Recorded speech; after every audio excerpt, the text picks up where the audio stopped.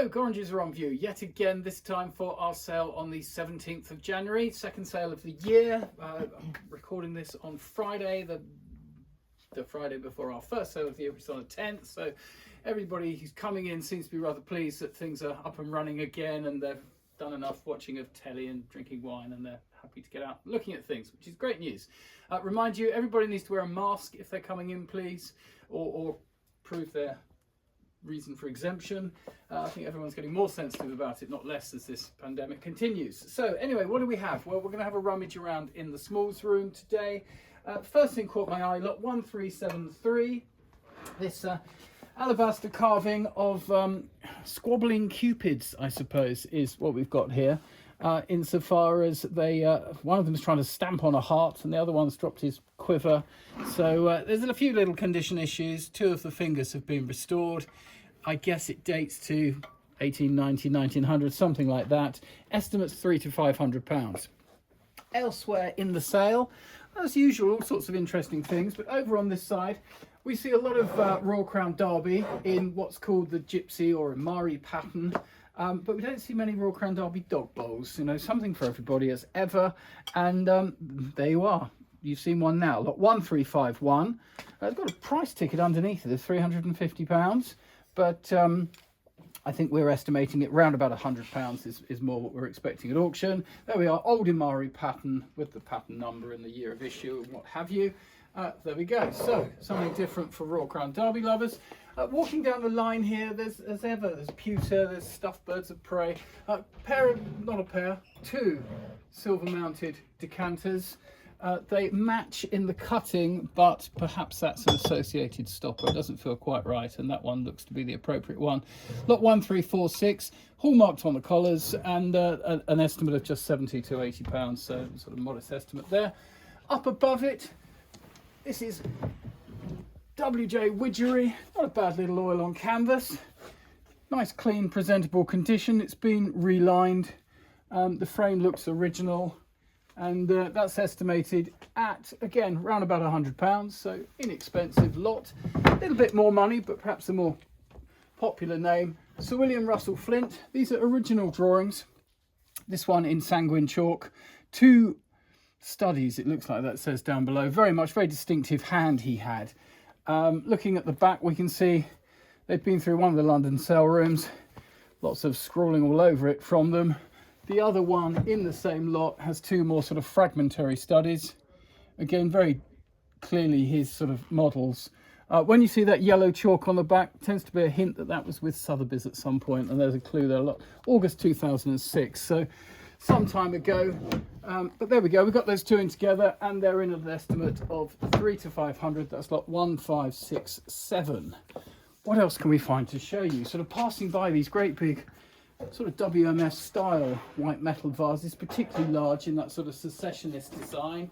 1384. Going round the corner, there's a usual mixture of silver and jewellery. Have a good look at the website. But while we're in the land of smalls, what else have we got to show you? A number of whiskies, generally in these sort of anniversary bottlings, Old Master of Malt. But what's within them looks interesting to my eye. Anyway, we've got Scapa from 1979, Ardbeg 1974.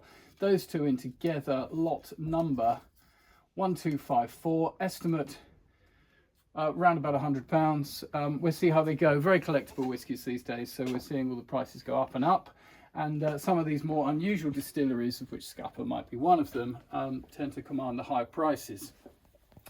So continuing down the line on the same theme, there we are, Loch Indal, single Isla, and Blair Findy, if that's the correct pronunciation.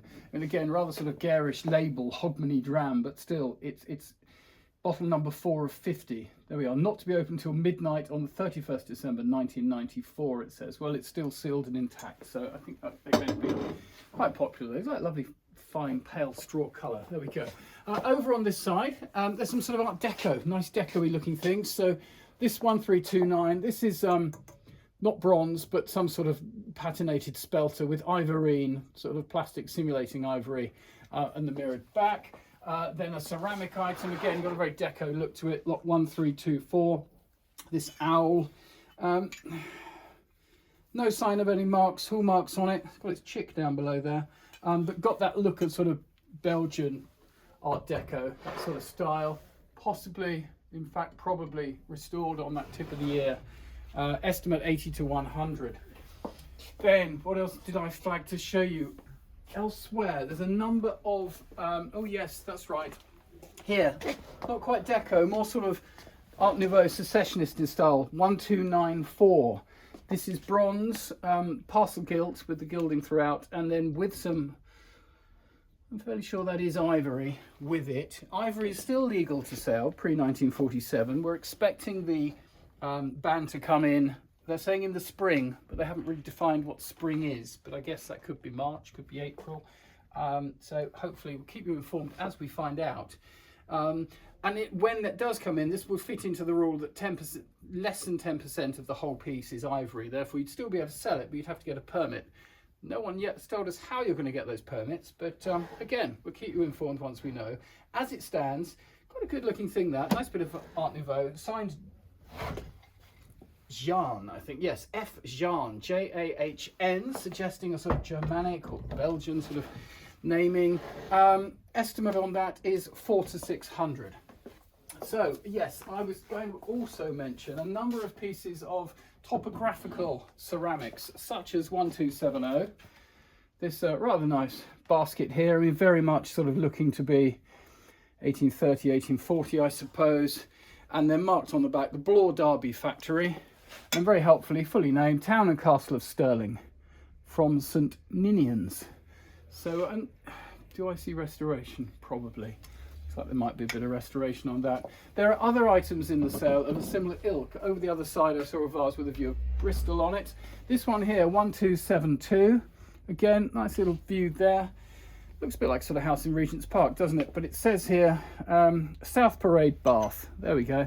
So that's Bath for you. A great sort of caryatids. Look at the expressions on their faces. Yeah, amusing there. Again, not huge estimates on these, but nice sort of collectible bits. Much more interesting to have a named view than otherwise. For cricket fans, you probably need something to cheer you up with the way the Ashes are going. 1312. The 16th English team in Australia, 1903. And I think they did a bit better than our lot are doing at the moment. Anyway, clearly someone was on the ship with them on the way back, I would suggest, and collected a load of signatures here, autographs from the players. So that's rather fun. It's in with some related letters. Have a look at the description because it's a big long-winded description all about what it's all about. Estimate there £300 to £500. Carrying on down, we've got more whiskies, we've got various Chinese works of art as always. We've got some nice decorative oils. This is sort of more decoration than anything else, but it is an original oil on canvas, lot 1608. We've got Beryl Cook, Ladies' Night, the limited edition print. Everyone looks to be having a good time there. At the back here, we've got Jack Vetriano, lot 1617. Everyone looks to be having a good time there. And perhaps something more restrained. We've got things like portraits of this gentleman here. That does not readily have a lot number upon it, but it's in at 200 to 300. Search portrait, you'll find it. So all sorts of goodies as ever for you to look at. There's reference books, there's a whole selection of furniture, there's some massive drums from a marching band. It's all here as ever, so we hope you find something to interest you. Send us an email if you're interested, or even better, come along and have a look, and we'll look forward to seeing you in the sale room. Thank you.